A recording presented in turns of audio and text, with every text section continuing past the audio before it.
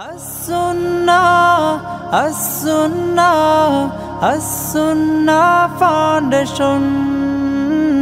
As-Sunnah, As-Sunnah, As-Sunnah Foundation. Assalamu alaikum wa rahmatullahi wa barakatuh. Alhamdulillah, as-salatu as-salamu ala rasulillah wa ala alihi wa ashabihi wa man wala hamma ba'd. সুপ্রিয় দর্শক শ্রোতা ভাই বোন, দেশ কিংবা প্রবাস যে যেখান থেকে দেখছেন, আপনাদের সকলকে সাদর আমন্ত্রণ জানাচ্ছি আস-সুন্নাহ ফাউন্ডেশন স্টুডিও থেকে।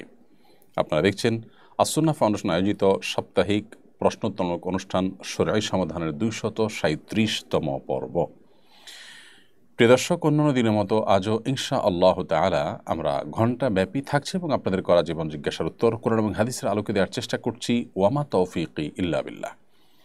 তাহলে আর দেরি নয়, আপনার কোনো জীবন ঘনিষ্ঠ প্রশ্ন থাকলে বাংলায় সংক্ষেপে এই পোস্টের মন্তব্যের ঘরে লিখুন। আমরা ইনশাআল্লাহ আপনার প্রশ্ন উত্তর দেওয়ার আপ্রাণ চেষ্টা অব্যাহত রাখব।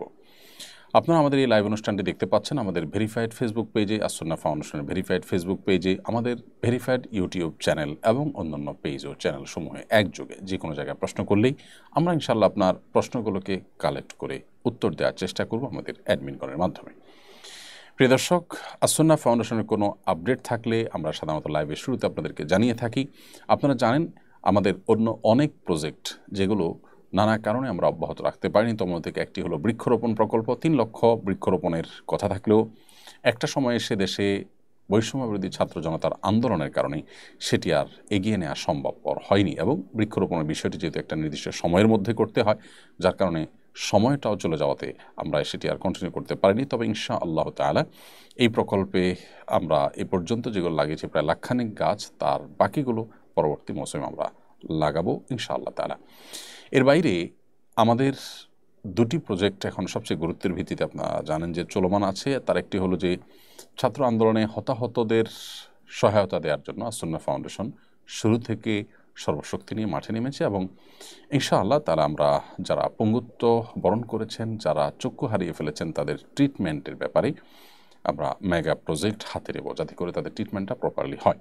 নানাভাবে নানা সোর্স থেকে তাদের ট্রিটমেন্টের দায়িত্ব নেওয়া হবে বলাতে আমরা কিছুটা যারা ছোটোখাটো আহত হয়েছেন তাদেরকে ডোনেশন দেওয়া, তারপর যারা মৃত্যুবরণ করেছেন তাদেরটা দিয়ে আমরা ফোকাস করেছিলাম। কিন্তু যেহেতু যারা পঙ্গুত্ব বরণ করেছেন কিংবা কেউ চক্ষু হারিয়ে ফেলেছেন, সেই মানুষগুলোর ট্রিটমেন্টের খুব বেশি অগ্রগতি নেই, সেজন্য সেই প্রজেক্ট নিয়ে আমরা এখন খুব সিরিয়াসলি কাজ করছি এবং এর জন্য একজন ডাক্তার নিয়োগ দিয়ে, জুনিয়র একজন ডাক্তার নিয়োগ দিয়ে তার মাধ্যমে অ্যাসেসমেন্ট করিয়ে আমরা প্রয়োজনীয় পদক্ষেপ নিচ্ছি ইনশাআল্লাহ তাআলা। আমরা আশা করছি যে ব্যাপারে আমরা উল্লেখযোগ্য সংখ্যক মানুষের পরিপূর্ণ চিকিৎসার দায়িত্ব গ্রহণ করবো আল্লাহ তাআলার উপরে তাওয়াক্কুল করে। আপনাদের সার্বিক সহযোগিতা আমাদের প্রয়োজন হতে পারে। আর বন্যার যে প্রকল্প চলমান আছে সে বিষয়ে তো আপনারা সময় সময় আপডেট পাচ্ছেন, সে বিষয়ে আমি আর কথা বাড়াতে চাই নাই। আমি বরং চাই আমাদের লাইভ অনুষ্ঠানে প্রবেশ করতে। ইতিমধ্যে অনেক প্রশ্ন আমার কাছে চলে এসেছে, আসুন আমরা সেই সমস্ত প্রশ্নের উত্তরে প্রবেশ করি। আমি দেখতে পাচ্ছি শুরুতে Labib and Lamisa UK life এই আইডি থেকে আপনি লিখেছেন, বাচ্চাকে 2 বছরের বেশি সময় বুকের দুধ খাওয়ালে কি পাপ হবে? না খাওয়ালে কান্নাকাটি করে এবং সিন ক্রিয়েট করে। বাচ্চাকে 2 বছর আমরা দুধ পান করাতে পারবো, আমাদের মায়েরা দুধ পান করাতে পারবেন। বুকের দুধ 2 বছরের বেশি যদি পান করানো হয় তাহলে সেক্ষেত্রে সেটা গুনাহ হবে, এটা জায়েজ হবে না। এটাই হলো হানাফি উলামা ইকরামের ফতোয়া এবং এটি অধিকতর বিশুদ্ধতর মত। কারণ আল্লাহ রাব্বুল আলামিন বলেছেন, ওয়াল ওয়ালিদাতু ইউরদি'না আওলাদাহুন্না হাওলাইনি কামিলাইনি লিমান আরাদা আন ইউতিম্মা আর-রাদাআ। যে চায় যে তার সন্তানকে দুধ পান করানোর যে সময় আছে এই সময়সীমাটাকে পরিপূর্ণ ইউজ করবে, সে 2 বছর দুধ পান করাতে পারবে। অর্থাৎ সেই মা তার সন্তানকে 2 বছর দুধ পান করাতে পারবেন যিনি তার সন্তানকে দুধ পান করানোর পরিপূর্ণ সময়টাতেই দুধ পান করাতে চান। এই আয়াত থেকে করে পরিষ্কার বোঝা যায় যে দুধ পান করার পরিপূর্ণ টাইম হলো 2 বছর, এরপর আর তিনি দুধ পান করাতে পারবেন না। বাচ্চাদের কান্নাকাটির যে ব্যাপারটি আছে সেটিকে নিয়ন্ত্রণ করবার জন্য আগে থেকে, অর্থাৎ 2 বছর আগে থেকেই নানাভাবে বাচ্চাদেরকে দুধ পান করানো থেকে দুধ ছাড়াতে হবে এবং সেটার জন্য মায়েদের যে সমস্ত পলিসিগুলো আছে সেই পলিসিগুলো তারা অ্যাপ্লাই করবেন, অবলম্বন করবেন। ধরুন 2 মাস বা 3 মাস আগে থেকে যদি আপনি শুরু করেন তাহলে সেক্ষেত্রে 2 বছরে এসে সেটাকে কন্ট্রোল করা কঠিন কোনো কাজ নয়। আর এর বাইরে হাম্বলি উলামা ইকরামের ফতোয়া রয়েছে এখানে ভিন্নতর। তারা মনে করেন যে 2 বছরের পরেও যতদিন ইচ্ছা ততদিন মা বাচ্চাকে দুধ খাওয়াতে পারেন। যতদিন ইচ্ছা ততদিনের কথা তারা বলেন, এমনকি বড় হওয়ার পরও দুধ পান করাতে পারবেন, এমন একটি মত হাম্বলি উলামা ইকরামের রয়েছে। সৌদি আরবের বর্তমান উলামা ইকরাম তারা এই মতটি পোষণ করে থাকেন। কিন্তু প্রথম উক্ত মত, যেটি হানাফি উলামা ইকরামের মত, সেটি অধিকতর দৈলিক দিক থেকে বিশুদ্ধ এবং শক্তিশালী। অতএব 2 বছরের মধ্যে বাচ্চাকে দুধ পান করানো শেষ করতে হবে। নবী সাল্লাল্লাহু আলাইহি ওয়াসাল্লাম হাদিসে রয়েছে, লা রাদা ইল্লা ফি হাওলাইন, 2 বছরের পর কোনো দুধ পান করানো চলবে না। তো এই সমস্ত আয়াত এবং হাদিসের আলোকেই 2 বছরের মধ্যেই দুধ পান করানো সমাপ্ত করতে হবে। এমডি নোমান আপনি লিখেছেন, আমার কোম্পানি বর্ণাঢ্যদের উদ্দেশ্যে প্রত্যেকের একদিনের স্যালারি দান করেছে, আলহামদুলিল্লাহ, কিন্তু আমাদের অনেকের কাছে কোম্পানি আলাদাভাবে অনুমতি নেয়নি। এটা কি কোম্পানি উদ্বোধনের জন্য জায়েজ হয়েছে? খুবই গুরুত্বপূর্ণ একটি প্রশ্ন। অনেক কোম্পানি আসুন্নাহ ফাউন্ডেশনের কাছেও তাদের কর্মকর্তা কর্মচারীদের একদিনের স্যালারি জমা দিয়েছেন। প্রশ্ন হলো, কোম্পানি যদি পুরো তার এমপ্লয়ীদের একদিনের স্যালারি জমা দিতে চান, তাহলে সেক্ষেত্রে তাদের পারমিশন নিতে হবে কিনা? উত্তর হলো অবশ্যই নিতে হবে, যেহেতু এটা শ্রমিক এবং যারা অফিসার আছেন, কোম্পানির যারা এমপ্লয়ি আছেন, তাদের অধিকার, তাদের বেতন। অতএব তাদের পারমিশন ছাড়া এটা কোম্পানি দান করতে পারেন না। কোম্পানি যদি একটি ঘোষণা দিয়ে দেন যে আজ আমরা একদিনে বেতন সবার কাছ থেকে কেটে নিলাম, এটা অমুক জায়গায় দান করে দিলাম, তো এই ঘোষণা কিন্তু এই দান বৈধ হওয়ার জন্য, শরীয়ী দৃষ্টিকোণ থেকে বৈধ হওয়ার জন্য যথেষ্ট নয়, বরং সবার অনুমোদন লাগবে। এরকম হতে পারে যে একটা জেনারেল ঘোষণা হলো যে এই ব্যাপারে কারো আপত্তি থাকলে বলতে পারেন, তাকে সম্পূর্ণভাবে তার পরিচয় গোপন রেখে, তার প্রাইভেসি ঠিক রেখে তাকে তার বেতনের টাকাটা দিয়ে দেওয়া হবে। হতে পারে আসুন্নাহ ফাউন্ডেশন বা অন্য কোনো দাতব্য প্রতিষ্ঠান, যে প্রতিষ্ঠানে ওই কোম্পানি তার এমপ্লয়ীদের একদিনের স্যালারি জমা দিবেন, সেই কোম্পানিতে কোনো একজন এমপ্লয়ি দিতে চাচ্ছেন না, তাহলে আপনি কোম্পানি জোর করে তার কাছ থেকে এটা নিতে পারেন না। এই রাস্তা অবশ্যই রাখা উচিত যে যদি কোনো এমপ্লয়ি কোনো প্রকার আপত্তি জানান, তাহলে তার স্যালারিটা কাটা যাবে না, বরং তার স্যালারিটা ঠিক থাকবে, এবং এটার জন্য তাই কোনো হ্যারাসমেন্ট করা যাবে না, সিন ক্রিয়েট করে তার কাছ থেকে আদায় করা যাবে না। এই প্রাইভেসি বা এই স্বাধীনতা রেখে তারপরে যদি আপনি ডিক্লেয়ার দেন, এরপরে যদি আপনাকে কেউ অনাপত্তি না জানান এবং সবার কাছে বার্তা যায় এবং আপত্তি জানানোর জন্য যদি তার কোনো অসুবিধা না হয়, সেরকম স্বাধীনতা প্রকাশ করার সুযোগ থাকে, তার মানহানির কোনো সম্ভাবনা না থাকে, তাহলে আপনি এভাবে করতে পারেন। তা না হলে জাস্ট একটা ঘোষণা দিলেন, নির্বাহী একটা আদেশ দিয়ে আপনি একদিনের স্যালারি কেটে ফেললেন, এটা কিন্তু জায়েজ হবে না। খুবই গুরুত্বপূর্ণ একটি প্রশ্ন, কারণ নবী করিম সাল্লাল্লাহু আলাইহি ওয়াসাল্লাম পরিষ্কারভাবে বলেছেন, লা ইয়াহিল্লু মালু ইমরিইন মুসলিমিন ইল্লা বিতিয়্যিবি নাফসি, কোনো মুসলমানের সম্পদ তার মনের সন্তোষ ছাড়া, সম্পূর্ণ সন্তুষ্টি ছাড়া আসলে আপনি কোনো জায়গায় ব্যয় করতে পারবেন না, এটা জায়েজ হবে না। মোহাম্মদ তুহিন লিখেছেন, আমার মা অনেক সিদ্ধান্ত ভুল নেন, তাকে বোঝানোর জন্য রাগ করতে পারবো কিনা? মা হোক, বাবা হোক, বা পরিবারের কোনো গুরুত্বপূর্ণ ব্যক্তি হোক, আপনার প্যারেন্টস বা আপনার সিনিয়র কোনো ব্যক্তি হোক, তাদের যদি কোনো সিদ্ধান্ত নেওয়ার ক্ষেত্রে ভুল হওয়ার প্রবণতা থাকে বা ভুল সিদ্ধান্ত নেওয়ার প্রবণতা থাকে, যেমন দেখা যায় যে তারা আগে জেনারেশনের মানুষ, অনেক কিছু তারা বোঝেন না, মোটা ভুল তারা করে বসে থাকেন, ডেফিনেটলি আমরা তাদেরকে বোঝাবো, এবং বোঝাতে গিয়ে মান, অভিমান, কিছুটা জোরাজুরি, কিছুটা চাপাচাপি করতে পারবো, কিন্তু মনে রাখতে হবে সেই চাপাচাপি, সেই জোরাজুরিটাকে যেন তারা স্নেহ, ভালোবাসা, শ্রদ্ধা ভরেই যে করা হয়েছে সেই বার্তা যেন তারা নেয়। আপনি যে জোরাজুরি করছেন সেটার রিডিং যদি তারা এইভাবে করেন যে সে আমাকে প্রেশার ক্রিয়েট করছে বা আমার সাথে ব্যবহার খারাপ করছে, তাহলে সেটা জায়েজ হবে না। অর্থাৎ আপনি তাকে আপনার যে আবদারের জায়গাটা, সেখান থেকে আপনি রাগ করতে পারেন, সেখান থেকে আপনি জোরাজুরি করতে পারেন, কিন্তু রাগটা যদি এমনভাবে হয় যে তার মনে কষ্ট হচ্ছে, তাহলে সেভাবে আপনি রাগ করতে পারবেন না। এমনকি তিনি ভুল সিদ্ধান্ত নিলেও আপনি এটা করতে পারবেন না। আপনি তাকে বোঝাবেন, থামাবেন, নিজে না পারলে অন্য কাউকে সেখানে আপনি ইনভলভ করাবেন, কিন্তু কোনো অবস্থাতে বাবা মার সাথে আচরণ খারাপ করে আপনি তাদেরকে বোঝাবার চেষ্টা করতে পারবেন না। যদি আপনি সেটা করেন, তাহলে সেক্ষেত্রে সওয়াবের পরিবর্তে কিন্তু উল্টা গুনাহ হবে। বিধায় এই বিষয়টিকে আমাদের খুব গুরুত্বের সাথে দেখতে হবে। বাবা মা এর বিষয়টা এতটাই গুরুত্বপূর্ণ এবং এতটাই সেন্সিটিভ যে সেখানে যদি তারা কোনো রকম ভুল বোঝেন, তাহলে সেক্ষেত্রে আপনার সওয়াবের পরিবর্তে তাদেরকে যে ভালো করতে যাচ্ছেন, সেখানে সওয়াবের পরিবর্তে আর গুনাহ হতে পারে। এর পরের প্রশ্নটি হলো, হারাম অর্থ বাড়ি নির্মাণে ব্যয় করেছি, গুনাহ থেকে বাঁচতে কি করতে হবে? হারাম অর্থ বলতে যদি আপনি অন্যের অধিকার, অন্যের টাকা আত্মসাৎ করে বাড়ি নির্মাণে ব্যয় করে থাকেন, তাহলে সেক্ষেত্রে এর পুরাটুকুই, অর্থাৎ অন্যের যে টাকা আত্মসাৎ করে বাড়ি করেছেন, ওই পুরা টাকাটা সেই ব্যক্তিকে পরিশোধ করতে হবে। আর যদি অন্যের টাকা না হয়, এটা হারামটা হয় আল্লাহর কোনো নির্দেশগত কারণে। ধরুন আপনি এমন কিছু করে উপার্জন করেছেন যেটা আসলে আল্লাহর হক সংশ্লিষ্ট নয়, বান্দার হক সংশ্লিষ্ট হারাম। বান্দার হক সংশ্লিষ্ট হারাম, যেমন আপনি শুকরের গোশত বিক্রি করেছেন, সে ফর এক্সাম্পল, আপনি এমন কিছু করেছেন, মাদক বিক্রি করেছেন, সেখান থেকে যে টাকা পেয়েছেন সেটাতে আপনি বাড়ি নির্মাণ করেছেন। তো এই ক্ষেত্রে যেটা হবে যে টাকা আপনি উপার্জন করেছেন হারামভাবে, সেই পরিমাণ টাকা আল্লাহ রাস্তায় আপনি দান করে দিবেন এবং কোনো সওয়াবের নিয়ত করবেন না। বিশেষ করে যখন বান্দার হক সংশ্লিষ্ট বিষয় হবে, তখন ওই বান্দাকে যার হক নষ্ট করেছেন তার কাছেই ফেরত দিতে হবে, না হলে তার পক্ষ থেকে আপনি আদায় করে দিবেন, দান করে দিবেন অন্য কোনো গরিব দুঃখী মানুষকে। এরপরে প্রশ্ন হলো, সম্প্রতি মসজিদে রাজনৈতিক দলের ব্যানার টাঙিয়ে দলীয় কার্যক্রম পরিচালনা করতে দেখা গেছে, এটা জায়েজ আছে কিনা? মসজিদে রাজনৈতিক দলের ব্যানার টানিয়ে সেখানে দলীয় কার্যক্রম পরিচালনা করা উচিত নয়। মসজিদের অসম্মান হয়, মসজিদের যে মর্যাদা আছে, গাম্ভীর্যতা আছে, সেটাতে কোনো প্রকার ছেদ পড়তে পারে এমন কোনো কাজ করা মসজিদের মধ্যে জায়েজ নয়। মসজিদের আদব, মসজিদের সম্মান, মসজিদের মর্যাদা রক্ষার সর্বোচ্চ চেষ্টা আমাদেরকে করতে হবে। ইসলামিক রাজনীতিও যদি হয়, সেটা যেহেতু একটা দলীয় রাজনীতি, ইসলামিক রাজনীতির নানা রকমের রূপরেখা আছে। আপনি এক রকমের রাজনীতি করেন, আরেকজন আরেক রকম রাজনীতি করেন, এবং এগুলো নিয়ে ভিন্ন মত আছে। এগুলো যদি মসজিদে আলাদা ব্যানার টাঙিয়ে বা এগুলো কোনোভাবে যদি এইসব কার্যক্রম মসজিদে করা হয়, তাহলে সেক্ষেত্রে পাল্টাপাল্টি হওয়ার সমূহ আশঙ্কা আছে, যার ফলশ্রুতিতে মসজিদের যে মর্যাদা সেটা ক্ষুণ্ণ হবে। এই জায়গা থেকে এ ধরনের কার্যক্রম মসজিদে পরিচালনা করা উচিত নয়। তাছাড়া আপনি আজকে ইসলামী রাজনীতির কথা বলবেন, যারা ইসলামী রাজনীতি করছেন না, অন্য রাজনীতি করছেন, তারাও হয়তো একদিন মসজিদকে এই কাজের জন্য ব্যবহার করবেন। অতএব এটা করা উচিত হবে না।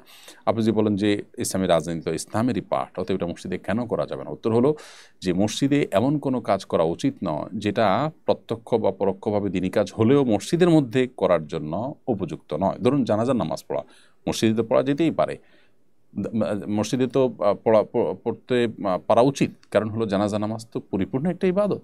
কিন্তু মসজিদে না করে লাশ বাহিরে রেখে জানাজা পড়ার নির্দেশনা ফুকাহা একরাম কেন দিয়েছেন? বিকজ মসজিদে থাকলে লাশ থেকে রক্ত, নাপাকি এগুলা পড়তে পারে, সব লাশ একরকম থাকবে না, পরিচ্ছন্ন থাকবে না। মসজিদের আদব বজায় রাখার প্রয়োজনে লাশ বাহিরে রেখে জানাজা পড়ার কথা বলা হয়েছে। তাহলে কোনো কাজ দিনী কাজ হলেই মসজিদে সেটা করতে হবে, নট নেসেসারি। এই জন্য পলিটিক্যাল কাজগুলো, কর্মসূচিগুলো, মিটিংগুলো মসজিদের মধ্যে না করাই মসজিদের আদবের সাথে সঙ্গতিপূর্ণ। এটা বর্তমান যে বাস্তবতা রয়েছে তার আলোকে। আপনি যে বলেন যে ওমর রাদিয়াল্লাহু তাআলা আনহু তো রাষ্ট্রীয় অনেক কাজ করেছেন মসজিদে বসে, নবী সাল্লাল্লাহু আলাইহি ওয়াসাল্লাম রাষ্ট্রীয় অনেক কাজ করেছেন মসজিদে বসে, তো আমি বলবো যে এখনকার এই যে দলীয় রাজনীতি, যেটা নিয়ে মুসলমানদের মধ্যে নানাবিধ মত আছে, এগুলো কোনো ওহী ভিত্তিতেই যে দল গঠন হয়েছে তা তো না। তো এখানে যে মতবিরোধের শঙ্কা রয়েছে, সাহাবীদের এখানে সে শঙ্কাটা ছিল না। এরকম যদি কোনো পরিস্থিতি আসে যে রাষ্ট্রে ইসলামী হুকুমত, ইসলামী শরিয়া কায়েম হয়েছে, খেলাফত কায়েম হয়েছে, তাহলে মসজিদে বসে এই পলিটিক্যাল কাজগুলো করতে কোনো অসুবিধা নেই। এখন যেটা হয়েছে, মুভমেন্ট, আপনার থিঙ্কিংটাকে আপনি সেখানে প্রচার করছেন, যেটার বিপরীতে আবার থিঙ্কিং আছে মানুষের, তো এখানে কনফ্লিক্টের একটা সম্ভাবনা থাকে। এই কনফ্লিক্টটা মসজিদের সম্মানহানি করতে পারে, সেই জায়গা থেকে এটি জায়েজ হবে না। এরপরে প্রশ্ন করেছেন আনিসা মুস্কান, আপনি লিখেছেন সালাতে রাকাত সংখ্যা ভুলে গেলে করণীয় কি? সালাতে যদি আপনি রাকাত সংখ্যা ভুলে যান, তাহলে সেক্ষেত্রে আপনার করণীয় হবে যে দেখতে হবে যে আপনার কোনো একটা দিকে মন বেশি টানে গিয়া। ধরুন আপনি দ্বিতীয় নাকি তৃতীয় রাকাতের মধ্যে আছেন, অথবা তৃতীয় নাকি চতুর্থ রাকাতের মধ্যে আছেন, এটা নিয়ে আপনার ডাউট হচ্ছে। তাহলে মন কোন দিকে বেশি আপনার টানে? যদি মনে হয় যে না 2 এবং 3-এর মধ্যে সন্দেহ হলে আমার মনে হচ্ছে এটা 3 নম্বর রাকাতই, এটার দিকেই যদি মনের টানটা প্রবল থাকে, তাহলে 3 ধরেই আপনি নামাজ পড়বেন এবং শেষে সিজদা সাহু দিয়ে নেবেন। বিশেষ করে যদি এটা আপনার জীবন ফার্স্ট টাইম হয়ে থাকে, শুরুতে হয়ে থাকে। আর যদি এরকম প্রায় হয়, কিন্তু আপনি এখন অলমোস্ট বেশিরভাগই শিওর যে আপনার 3 রাকাত, অথবা বেশিরভাগই মনে হচ্ছে না 2 রাকাতই, 3-এর ব্যাপারে ডাউটটা হচ্ছে খুব হালকা, তাহলে এটাকে পাত্তা না দিয়ে আপনি কমটাই ধরে নেবেন। অর্থাৎ যেদিকে মন বেশিরভাগ টানে সেটাকে চূড়ান্ত ধরে আপনি নামাজ পড়ে নেবেন। আর যদি আপনি মাঝামাঝি দাঁড়িয়ে থাকেন, কোনো একদিকে আপনার ঝোঁকটা বেশি বা কম না হয়, তাহলে সেক্ষেত্রে আপনি কমটা ধরে নামাজ শেষ করবেন। এর সম্পর্কে নবী করিম সাল্লাল্লাহু আলাইহি ওয়াসাল্লাম পরিষ্কার একটি হাদিসে রয়েছে যে রাকাত সংখ্যা নিয়ে যখন ডাউট তৈরি হবে, সেটাকে কম ধরে তারপর নামাজ শেষ করা।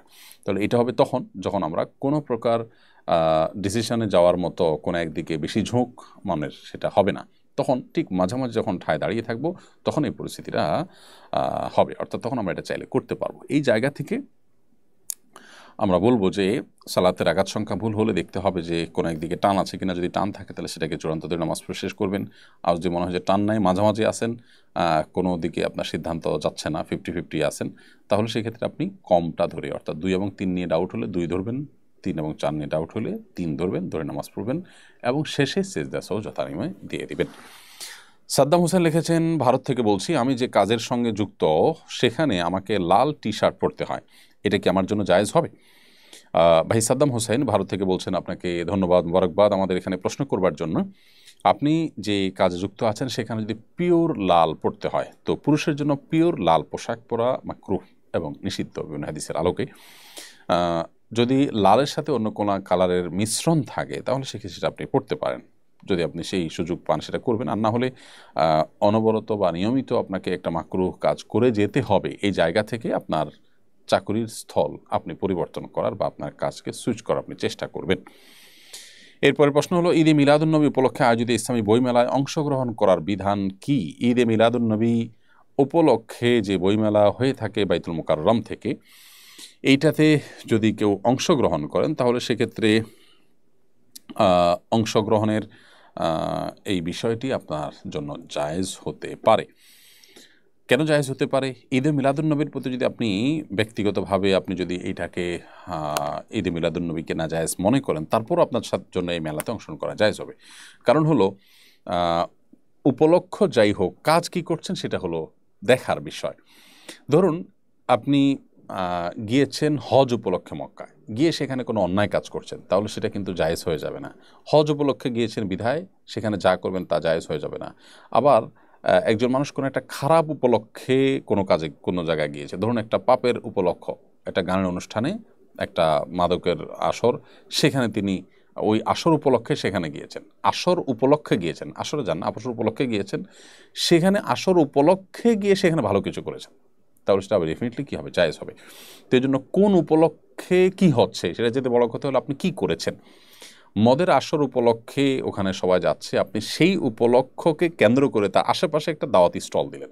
ধরেন আপনি একটা স্টল দিয়ে সেখানে মাদকের ভয়াবহতা বোঝালেন, মানুষকে দাওয়াতি কাজ করলেন, ডেফিনেটলি সেটা জায়েজ হবে। অর্থাৎ যারা এখানে মাদক সেবন করতে এসেছে তারা অন্যায় করছে, আপনি ওই উপলক্ষে সেখানে একটা ভালো কাজ করছেন, কাজটা অবশ্যই জায়েজ হবে। অতএব উপলক্ষটা কি সেটা ইস্যু না, আপনি নিজে কিসে ইনভলভ হলেন, আপনি কি খারাপ কোনো উপলক্ষে ইনভলভ হলেন কিনা, না কিসে উপলক্ষে ভালো কিছু করলেন, ভালো কিছু করলে সেটা জায়েজ হবে। অতএব সেই জায়গা থেকে সে মূলনীতির আলোকে ঈদে মিলাদুন্নবী নাম দিয়ে এই উপলক্ষে বইমেলার আয়োজন হলেও সেখানে ইসলামিক বই, কোরআন সুন্নাহর আলোকে বই পুস্তক বই পুস্তক বিক্রি করা বা এটার স্টল দেওয়া জায়েজ হবে। আলতাফ হোসেন লিখেছেন, মসজিদের চেয়ারে বসে জামাতে নামাজ পড়া কতটুকু শরীয়ত সম্মত? মসজিদে চেয়ারে বসে নামাজ পড়তে পারবেন যদি আপনার রুকু সেজদা করার মতো সামর্থ্য না থাকে। চেয়ারে বসে আপনি ইশারায় সেজদা রুকু করতে হয়, এরকম অপারগ হন, অসুস্থ হন, মাযুর হন, তাহলে আপনার জন্য এটা জায়েজ আছে।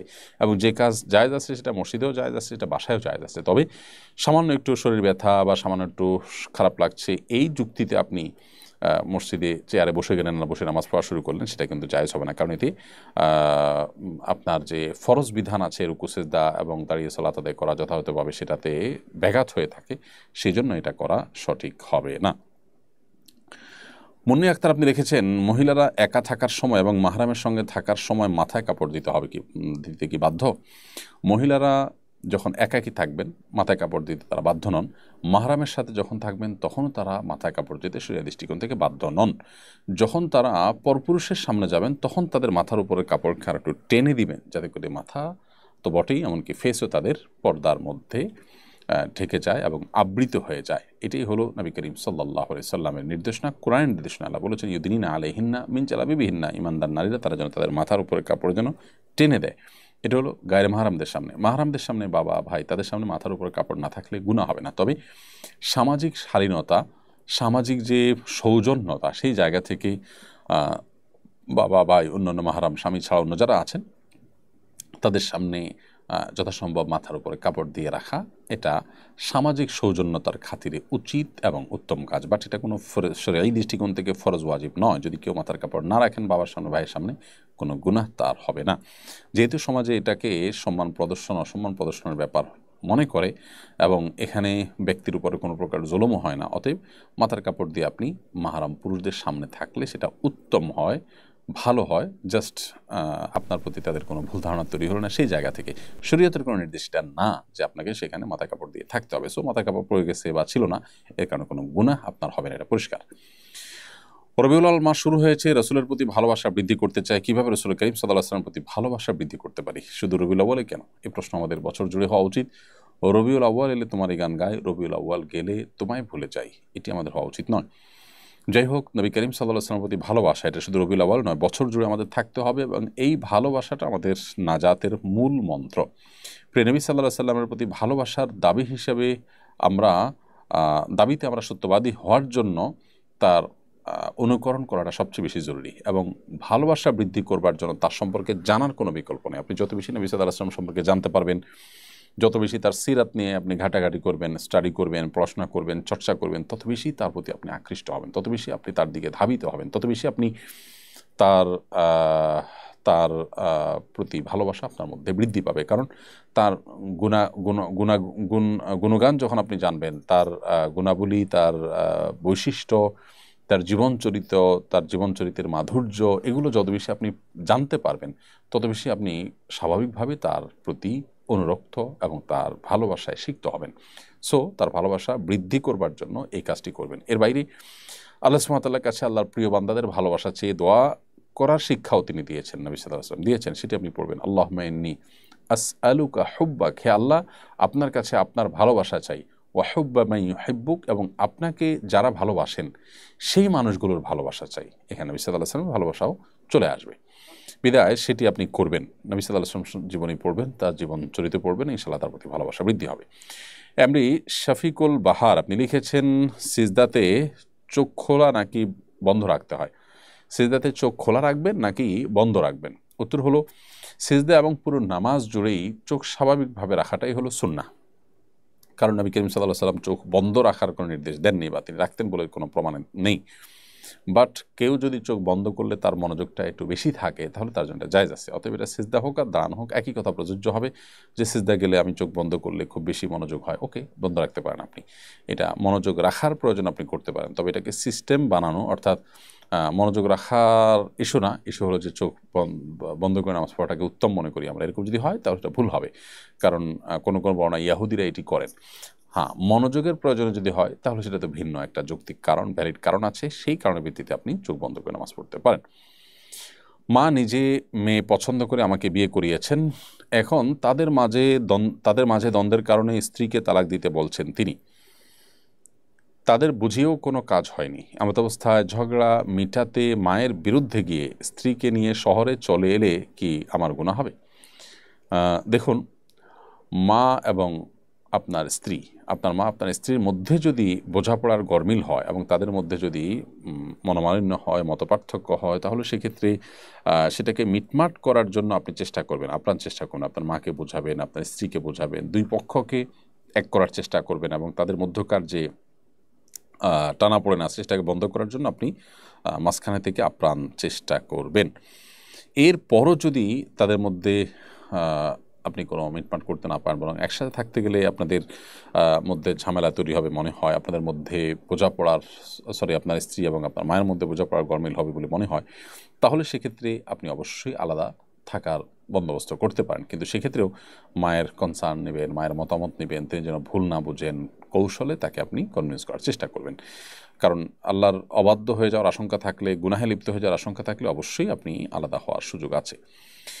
বৈষম্য বিরোধী আন্দোলনের সময় পুলিশ একসাথে অনেকগুলো লাশ পুড়িয়ে দিয়েছেন, এ ধরনের নির্বিচার হত্যাপূর্বক লাশ পুড়িয়ে দেওয়ার শাস্তি কী হওয়া উচিত? এ ধরনের অপরাধের শাস্তি বিষয়ে ইসলামের ভাষ্য কী?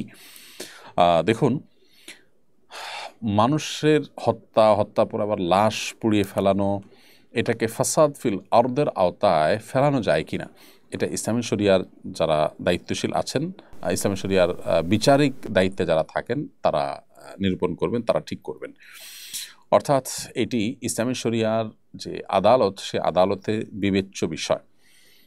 এটা হত্যা হিসাবে তো হত্যার বিনিময়ে হত্যা তো হবেই, ইসলামী শরিয়ার দৃষ্টিকোণ থেকে এই হত্যাকাণ্ডের সাথে যারা জড়িত তাদের তো মৃত্যুদণ্ড হবে, এটা তো নিশ্চিত যদি এটা প্রমাণিত হয়।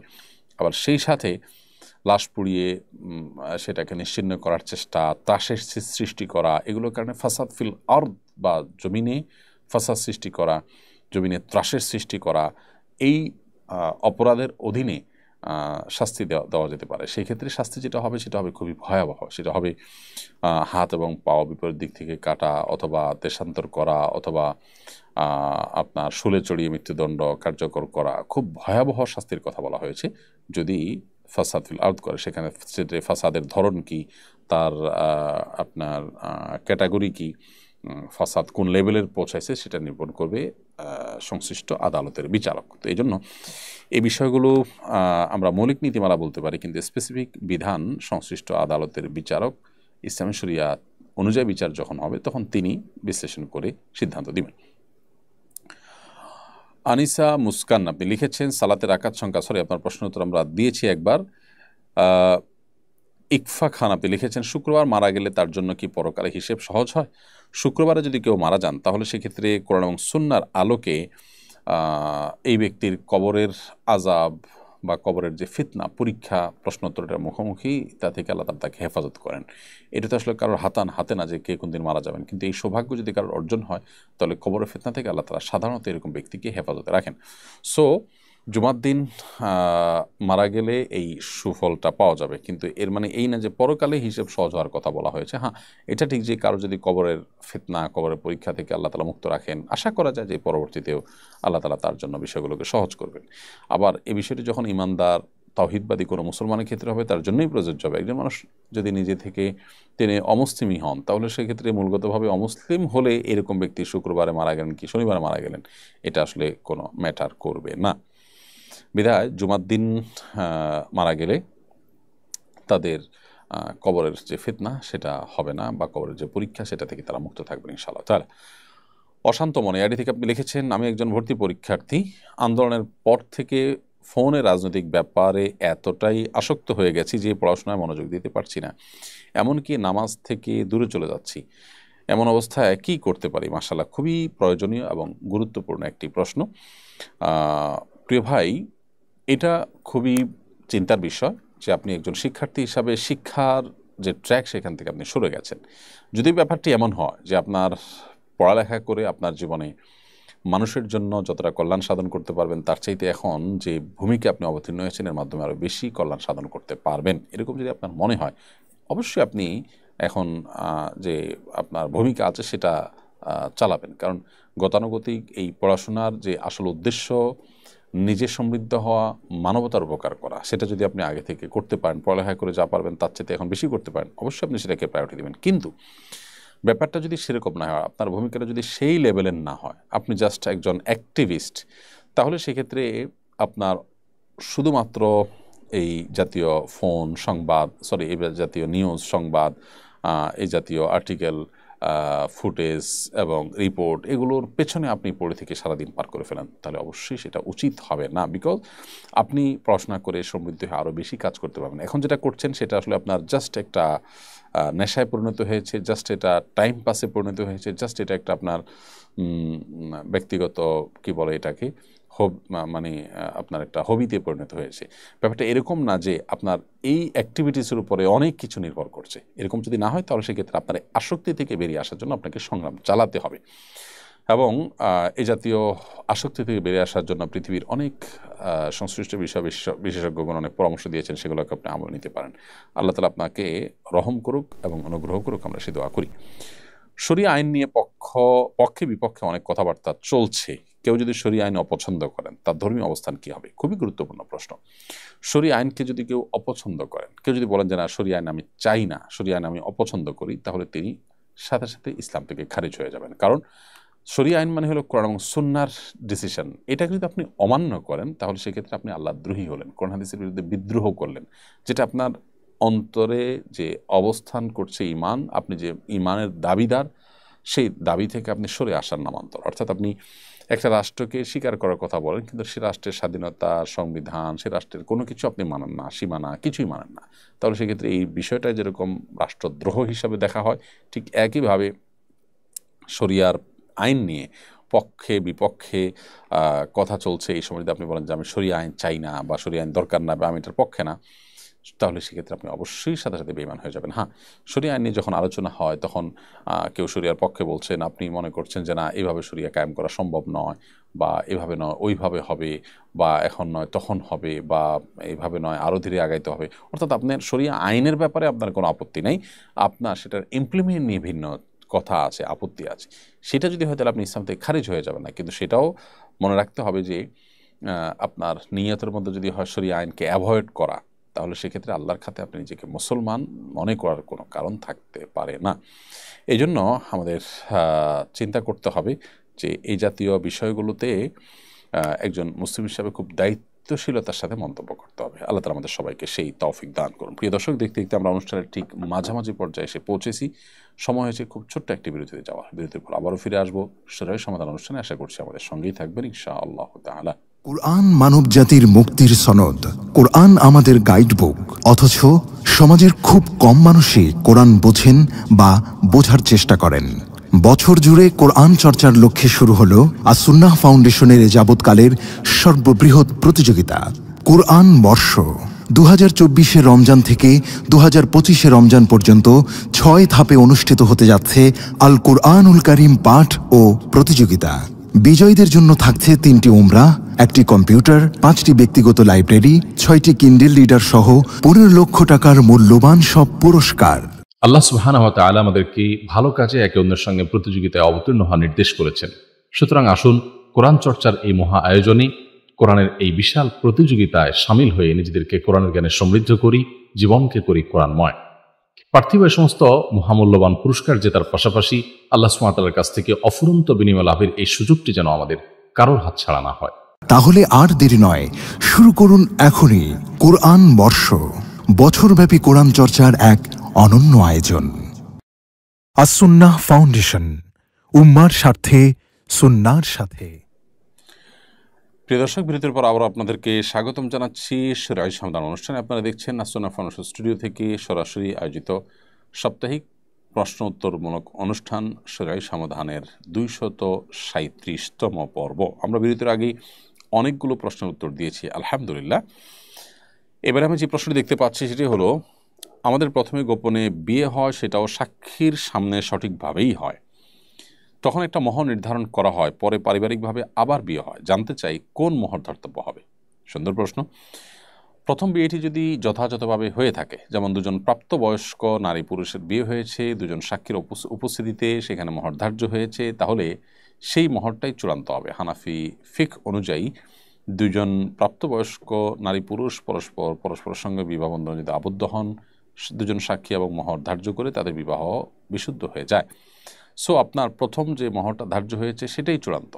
পরবর্তীতে যে পারিবারিকভাবে সম্মতির মাধ্যমে আবার বিয়ে পড়েছেন, সেটা আসলে বিয়ের অভিনয়, শুধুমাত্র পরিবারকে সন্তুষ্ট করে আপনি সেটা করলেন, তাহলে সেক্ষেত্রে প্রথমটাই ধার্য হবে চূড়ান্তভাবে। আর যদি আপনি হানাফি থট ফলো না করে হাম্বলি থট ফলো করে থাকেন, বা অন্যান্য ফোকাহে কেরাম যাদের মতে আপনার মেয়েদের জন্য বাবার অনুমতি ছাড়া বা অভিভাবকের অনুমতি ছাড়া বিয়ে বন্ধনে আবদ্ধ হওয়া জায়েজ নয়, সেই মত অনুযায়ী আপনার ছেলে মেয়ের বিবাহ দুজন সাক্ষীর উপস্থিত হলেও, মহরধার্য হলেও সেটা জায়েজ হয় না যদি অভিভাবকদের সম্মতি না থাকে। সো সেই দৃষ্টিকোণ থেকে বা সেই থট যদি আপনি ফলো করে থাকেন, তাহলে আপনার পরের বিয়ে যেটা পারিবারিকভাবে হলো সেটাই বিশুদ্ধ হবে। অতএব এইটাই হবে চূড়ান্ত, এই মহরটাই চূড়ান্ত হবে, প্রথমটা এক্ষেত্রে গণ্য হবে না, কারণ প্রথমটা আপনার বিয়ের বিশুদ্ধ হয়নি। তো এটি নির্ভর করবে যে আপনি কোন থট অনুসরণ, হানাফি থট অনুসরণ করে থাকলে প্রথমটাই চূড়ান্ত ধরা হবে এবং দ্বিতীয়টা অর্থহীন হয়ে যাবে। আর হাম্বলি থট ফলো করে থাকলে আপনার পরেরটা চূড়ান্ত হয়ে যাবে, প্রথমটা অর্থহীন হয়ে যাবে। অর্থাৎ কোন অবস্থাতেই উভয় বিয়ের মোহর স্ত্রী দাবি করতে পারেন না বা স্বামীর উপরে দেওয়া আবশ্যক নয়। জুলাই মাসে এবং আগস্টের শুরুতে বৈষম্যবিরোধী ছাত্র আন্দোলনে অনেক মানুষ আহত নিহত হয়েছেন। এ বিষয়ে ভিডিও অনলাইনে ছড়িয়ে ছিটিয়ে আছে, এই ধরনের ভিডিওকে সাক্ষী হিসেবে গণ্য করে অপরাধীদের শাস্তি দেওয়া যাবে কিনা?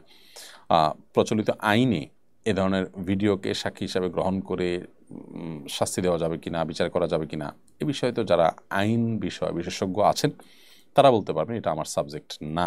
আপনি শরিয়াই কোনো প্রশ্ন করলে আমার জন্য উত্তর দিতে সুবিধা হতো। ইসলামের শরিয়াত দৃষ্টিকোণ থেকে এটা প্রামাণ্য কিনা বা এটা দিয়ে প্রমাণ করা যাবে কিনা, সেটাও অবশ্য খুবই আধুনিক এবং নতুন একটি প্রশ্ন, যার কারণে সেটাও আমার আসলে উত্তর দেওয়া সম্ভব নয়।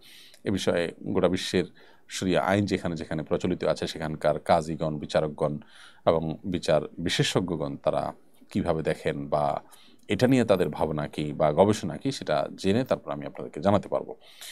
সুমন, আপনি লিখেছেন পালিয়ে বিয়ে করা জায়েজ হবে কিনা। বিয়ে একটা ইবাদত নেকামল কাজ। পালিয়ে তো মানুষ চুরিদারি করে বা খারাপ কাজ করে মানুষ পালায়, পলাপলি তো ভালো কাজে হয় না। ভালো কাজে পলাপলি করার তো কোনো যুক্তি নেই, অতএব বিয়ে পালিয়ে করা উচিত নয়। যদি বলেন যে বাবা মা সন্তুষ্ট না বা তারা সম্মত না এই জন্য পালিয়ে বিয়ে করতে হচ্ছে, তাহলে উত্তর হলো যে বাবা মাকে সম্মত করে বিয়ে করবেন। যতদিন পর্যন্ত সেটা সম্ভব হচ্ছে না ততদিন পর্যন্ত বিয়ে যাতে করতে না হয় নিজেদেরকে কন্ট্রোল করবেন। বিশেষ করে কারোর সাথে হারাম রিলেশন হয়ে গেলে সেখান থেকে সরে আসবেন, তার সাথে রিলেশন ছিন্ন করে ফেলবেন, কোনো প্রকার যোগাযোগ করবেন না, আল্লাহর জন্য দূরত্ব বজায় রেখে চলবে না। এটাই তো পরীক্ষার ব্যাপার এবং এটাই তো আপনার জান্নাতে যাওয়ার জন্য পূর্ব শর্ত।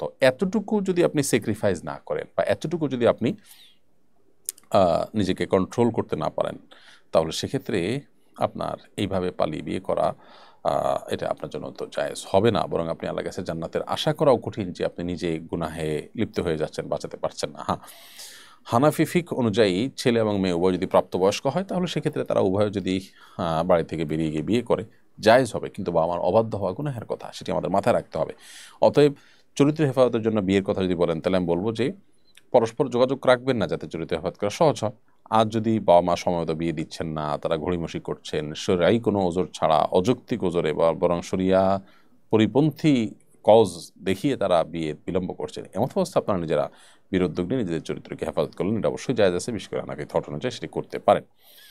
বাট নর্মালি বিয়েকে প্রকাশ্যে করা এবং ঘোষণা দিয়ে করা, সামাজিকভাবে করার জন্য নবী সাল্লাল্লাহু আলাইহি ওয়াসাল্লামের নির্দেশনা রয়েছে বিধায় সেটা একাকী লুকিয়ে ছাপিয়ে করার চাইতে অবশ্যই প্রকাশ্যে করার জন্য যা যা করা দরকার সেই পথে হাঁটাটা শরিয়া সিদ্ধ এবং সেটাই হলো সুন্নাহ।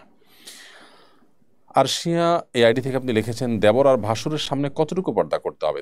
দেবর এবং ভাসুরের সামনে শতভাগ পর্দা করতে হবে। একজন আননোন অপরিচিত মানুষের সামনে যতটা পর্দা করতে হবে এখানে ততটা বরং তার চাইতে বেশি পর্দা করতে হবে। কারণ নবী করিম সাল্লাল্লাহু আলাইহি সাল্লাম যখন তাকে জিজ্ঞেস করা হয়েছিল যে হে আল্লাহর রাসূল, ভাসুর দেবর সম্পর্কে আপনি কি বলেন এবং পুরুষের বেলায় শালী সম্পর্কে আপনি কি বলেন, তখন নবী সাল্লাল্লাহু আলাইহি সাল্লাম বলেছেন যে আল হামু আল মউত, দেবর এবং ভাসুর এদেরকে তো মৃত্যুকে যেরকম মানুষ ভয় পায় তাদেরকে তো সেরকম ভয় পেতে হবে, অর্থাৎ তাদের থেকে দূরত্ব বজায় রেখে চলতে হবে, নিজেদের ফিতনায় পতিত হওয়ার যে ভয় আছে সেই জায়গা থেকে। ঠিক একইভাবে পুরুষের জন্য শালিকা থেকে এরকম দূরত্ব বজায় রেখে চলতে হবে, মৃত্যু থেকে যেরকম মানুষ দূরত্ব বজায় রাখে। এখান থেকে বোঝা গেল যে সাধারণ যে মানুষজন আছে তাদের সাথে আমাদের যে ওঠা বসা আছে, তাদের সাথে যে আমাদের চলাফেরা আছে, সেই চলাফেরাটা ক্ষেত্রে আমরা যতটা সতর্ক, পর্দার বিধায় আমরা যতটা কনসার্ন আছি, এখানে আরেকটু বেশি আমাদেরকে দায়িত্বশীল হতে হবে, কারণ এখানে ভয়টা আরও বেশি। মাইনুদ্দিন খান আপনি লিখেছেন বিয়ের জন্য কত টাকা দেনমোহর নির্ধারণ করা ভালো, দেনমোহর নির্ধারণের মানদণ্ড কি? দেখুন, দেনমোহর যত কম হবে বিয়েতে, শুধু দেনমোহরই নয় অন্যান্য খরচও যত কম হবে বিয়ে তত বরকতময় হবে। কারণ হাদিসে নবী আলাইহিস সালাম বলেছেন ইন্না আযমান নিকাহি বারাকা আইসারুহা মাউনা, সবচেয়ে বরকতময় বিয়ে যার ভিতরে খরচ বা দেনমোহর যত কম হয়। এটা আসার রয়েছে, এ সম্পর্কে সাহাবায়ে কেরামের উক্তি রয়েছে। তো যাই হোক, এই জাতীয় বর্ণার আলোকে দেনমোহর কম নির্ধারণ করা ভালো। এক্ষেত্রে ছেলেপক্ষ মেয়েপক্ষ উভয়ের পারস্পরিক সন্তুষ্টির ভিত্তিতে যেটি চূড়ান্ত হবে সেটাই চূড়ান্ত।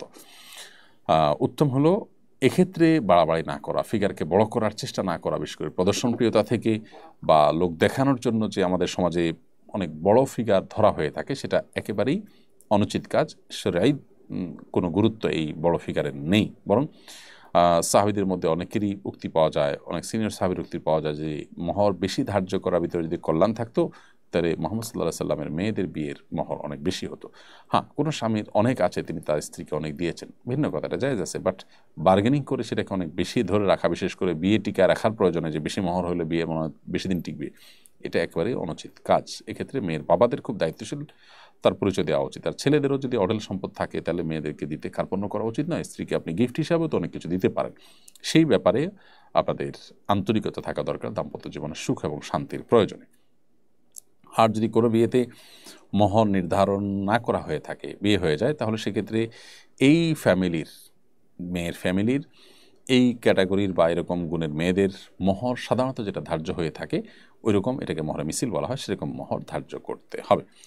ওম্মে আরিয়ানি আইডি থেকে আপনি লিখেছেন, আমাদের স্বামী স্ত্রীর মধ্যকার সম্পর্ক অনেক সুন্দর, তা সত্ত্বেও আমি অনেক সময় ছোটো ছোটো কারণে রাগ করে স্বামীকে বলে ফেলি আমাকে তালাক দিয়ে দিতে, এতে কি আমার গুনাহ হচ্ছে? আমাকে কোনো কাফারা দিতে হবে? দেখুন, তালাক চাওয়া স্বামীর কাছে খুব যৌক্তিক কোনো কারণ ছাড়া এটা অন্যায় কথা, এটা গুনাহের কথা। আপনার উচিত হবে এ ধরনের কথা না বলা, অন্য কোনো কথা বলেন এবং নিজেকে নিয়ন্ত্রণ করেন। আপনি নিজেকে নিয়ন্ত্রণ করতে পারাটাই তো আপনার জীবনে বড় সার্থকতা। আল্লাহ সুবহানাহু ওয়া তাআলা তো সেটাই বলেছেন যে আম্মা মান খাফা মাকামা রাব্বিহি ওয়া নাহান নাফসা আনিল হাওয়া ফাইন্নাল জান্নাতা হিয়াল মাওয়া। যে ব্যক্তি আল্লাহর ভয়ে নিজের প্রবৃত্তির তাড়না এবং চাহিদাকে যে নিয়ন্ত্রণ করতে পারলো এবং আল্লাহর সামনে দাঁড়াতে হবে এই ভয় যে অন্তরে লালন করলো, ফাইনাল জান্নাতে হিয়াল মাওয়া, জান্নাতই হবে তার ঠিকানা। সো আপনি নিজেকে নিয়ন্ত্রণ করার চেষ্টা করবেন, সবর করার চেষ্টা করবেন, ধৈর্য ধারণ করার চেষ্টা করবেন, এটাই হবে আপনার সবচেয়ে বড় করণীয়। আর আগে আপনার এরকম কথাবার্তা হয়ে গেলে সেটার জন্য আল্লাহর কাছে মাপ চাইবেন, আর আগে যা করে ফেলেছেন সেটার জন্য বিশেষ কোনো কাফারা নেই, তওবা করবেন আর ভবিষ্যতের জন্য এরকম না হয়। হাফসা ইয়াডি থেকে আপনি লিখেছেন, কেউ কোরআন ও রাসূলকে অপমান করলে মুসলমানদের রিয়াকশন কেমন হওয়া উচিত? কেউ যদি নবী করিম সাল্লাল্লাহু আলাইহি সাল্লামকে অসম্মান করে এবং তার এই অসম্মান করার পর তিনি যদি মানহানিকর কিছু বলার পর তিনি যদি তওবা না করেন বা তওবার সুযোগ পাওয়ার পর তিনি তওবা না করেন, তাহলে তাকে ইসলামের বিচার ব্যবস্থা যদি থাকে তাহলে তাকে বিচারিকভাবে মৃত্যুদণ্ড দেওয়ার নির্দেশনা শরীয়ত দিয়েছে। যদিও অনেক ইমামদের মতে নবী করিম সাল্লাল্লাহু আলাইহি সাল্লামের বিরুদ্ধে অপমানকর কথা বললে, অবমাননা করলে, গালমন্দ করলে এই ব্যক্তি তওবা করলে আল্লাহর কাছে মাপ পাবে, আখিরাতে সে নাজাত পাবে, কিন্তু দুনিয়াতে তার উপরে শাস্তি তারপরও কার্যকর হবে। এটা অনেক ইমামদের মত। যদিও হানাফি উলামা কিরামের মুফতাবি কওল বা যে সিদ্ধান্তটা চূড়ান্ত এবং যেটার উপর আমল রয়েছে সেটা হলো যে তওবা করলে আল্লাহ তাআলা তাকে মাফ করবে এবং দুনিয়াতেও তার বিচার হবে না। অতএব এটা বিচারিকভাবে কার্যকর করতে হবে। বিচারিকভাবে কার্যকর না করে যে কেউ যার যার মতো করে সেটাকে কার্যকর করার চেষ্টা যদি করেন তাহলে সমাজ অস্থিতিশীল হতে পারে। যদি কেউ এরকম ব্যক্তির শাস্তি কার্যকর করে ফেলেন এবং সেই ব্যক্তি আসলে সে দোষী হিসাবে সাব্যস্ত থাকে, তাহলে সেক্ষেত্রে ইসলামী শরিয়ার বিচার ব্যবস্থা অনুযায়ী ওই ব্যক্তিকে হত্যার বিনিময়ে হত্যার যে দায় সেটা থেকে তাকে মুক্ত করা হবে বা মুক্তি দেওয়া হবে। এটা হলো বিধান। সাধারণত প্রশাসনের সিনিয়র কর্মকর্তারা মাঠ পর্যায়ে কাজ করেন না। আন্দোলন দমন করতে সরাসরি নিজ হাতে হত্যাকাণ্ড সংগঠন করেনি, কিন্তু কর্মকর্তা হিসেবে গুলি করে আন্দোলন দমন করার নির্দেশ দিয়েছেন। তাদেরকে হত্যাকারী সাব্যস্ত করা যাবে কিনা? তারা যদি সরাসরি গুলি করার প্রয়োজনে এক দুজন মেরে ফেলার এরকম বিষয়ে কোনোভাবে নির্দেশনা দিয়ে থাকেন তার মাঠ পর্যায়ের কর্মীদেরকে, অবশ্যই তারা এই হত্যাকারী হিসাবে এই হত্যাকাণ্ডের দায় তাদের উপরে বর্তাবে হবে এবং তারা হত্যাকারী হিসাবে সাব্যস্ত হবে। একটা হত্যার সাথে যদি অনেক লোক জড়িত থাকে তারা সবাই হত্যার অপরাধী হিসাবে বিবেচিত হবে। এক্ষেত্রে নবী করিম সাল্লাল্লাহু আলাইহি ওয়াসাল্লাম একটা হাদিস রয়েছে যে যদি গোটা পৃথিবীর সমস্ত মানুষ কোনো একজন মানুষকে হত্যার পেছনে জড়িত থাকে, কেউ অস্ত্র আগিয়ে দিয়েছে, কেউ নির্দেশ করেছে, কেউ বাস্তবায়ন করেছে, গোটা পৃথিবীর সবাই মিলে যদি একজন মানুষকে হত্যা করে, এই অপরাধটি এত ভয়াবহ যে ওই সব মানুষগুলোকে আল্লাহ তাআলা জাহান্নামে দিবেন এই একজন মানুষকে হত্যার দায় হিসাবে। দুনিয়াতে তো সাধারণত প্রধান আসামি মৃত্যুদণ্ড পায়, অন্য অনেকে বিভিন্ন মেয়াদে সাজা পায়, কিন্তু আল্লাহর খাতায় মানুষের জীবনের মূল্য এত বেশি যে কেউ যদি একজন মানুষকে হত্যা করার জন্য অংশগ্রহণ করে কোনোভাবে, গোটা পৃথিবীর সব মানুষ যদি অংশগ্রহণ করে, সবাইকে আল্লাহ তাআলা জাহান্নাম দিতে কোনো দ্বিধা করবেন না। এত ভয়াবহ অপরাধ। এই জন্য যারা মাঠ পর্যায়ের কর্মী আছেন, যারা সেটা বাস্তবায়ন করেছেন, তামিল করেছেন, তাদের এটা বলার সুযোগ নেই যে আমি তো উপরে নির্দেশ শুধু পালন করেছি, আমার তো মন থেকে আমি এটা করিনি। তারাও হত্যাকারী হিসাবে বিবেচিত হবেন। আর যারা উপর থেকে বসে নির্দেশ করেছেন, হত্যা করার নির্দেশ যদি তারা দিয়ে থাকেন, নির্দেশনা যদি দিয়ে থাকেন, তাহলে তারাও কিন্তু একই অপরাধী হবে। রফিক মাহমুদ আপনি লিখেছেন, লেখকের অনুমতি ব্যতীত বই পিডিএফ করা যায় আছে কিনা? যেহেতু একটা বই লেখা, ছাপা, এর সাথে আর্থিক বিষয় জড়িত আছে, খরচ খরচার বিষয় জড়িত আছে, অতএব এখানে লেখক প্রকাশকের অনুমতি ছাড়া পিডিএফ করা জায়েজ নেই। কারণ আপনি যদি এটা করেন তাহলে বই বিক্রিতে প্রভাব পড়বে, আর বই বিকৃতির প্রভাব পড়লে তিনি যে পুঁজি খাটিয়েছেন সেটা তার জন্য সেটাতে তিনি লস করবেন এবং তার ক্ষতি হবে। তো নবী সাল্লাল্লাহু আলাইহি ওয়াসাল্লাম বলেছেন লা দরারা ওয়ালা দিরারা, কোনো ব্যক্তি নিজে ক্ষতিগ্রস্ত হয় এরকম কোনো উদ্যোগ নেওয়া তার জন্য যেমন জায়েজ নাই, ঠিক একইভাবে অন্য কাউকে ক্ষতিগ্রস্ত করতে পারে এরকম কোনো উদ্যোগও তার জন্য নেওয়া জায়েজ নাই। এই জায়গা থেকে বইয়ের পিডিএফ করা আমাদের জন্য জায়েজ হবে না, কারণ এটা হলো প্রকাশক লেখক যারা এটার সাথে ইনভলভ আছেন, যাদের এখানে আর্থিক এখানে ইনভেস্টমেন্ট আছে, তাদের জন্য এটি ক্ষতিকর। আদিব সালেহ আহমদ আপনি লিখেছেন, আমার জন্ম সনদে 4 বছর বাড়িয়ে জন্ম তারিখ দিয়েছি, এটা কি জায়েজ হবে? না ভাই আদিব, এটা জায়েজ হবে না, বরং আপনি জন্ম তারিখ যা হয়েছে সেটাই লিখতে হবে। আপনি যদি ইচ্ছাকৃতভাবে নিজের জন্মের তারিখকে মিথ্যা লেখেন তাহলে একটা মিথ্যা আপনি সারা জীবন বহন করে বেড়াবেন। আগে থেকে দেওয়া হয়ে গেছে, এখন আর পরিবর্তনযোগ্য না, সেটা ভিন্ন বিষয়, তার জন্য ইস্তেগফার করতে হবে আল্লাহ তাআলার কাছে, কিন্তু জেনে শুনে মিথ্যা তথ্য দেওয়া জায়েজ নয়। মিথ্যা আল্লাহর কাছে সবচেয়ে ভয়াবহ অপরাধগুলোর মধ্যে থেকে একটি, কবিরা গুনাহ।